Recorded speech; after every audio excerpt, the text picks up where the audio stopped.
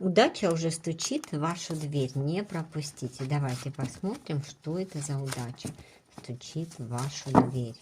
Выбирайте первый либо второй вариант и слушайте. Итак, первый вариант кто выбрал?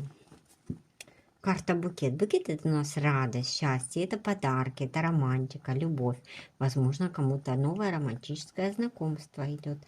Какая прелесть, смотрите. Вот это будет очень удачное знакомство, либо вы будете получать какие-то подарочки, цветы. Может, любимый человек будет вас радовать, да? А может быть, кто-то познакомится и завяжется такой романтический период. И второй вариант. Так, карта корабль. Какая удача. Корабль всегда символизирует нас движение вперед.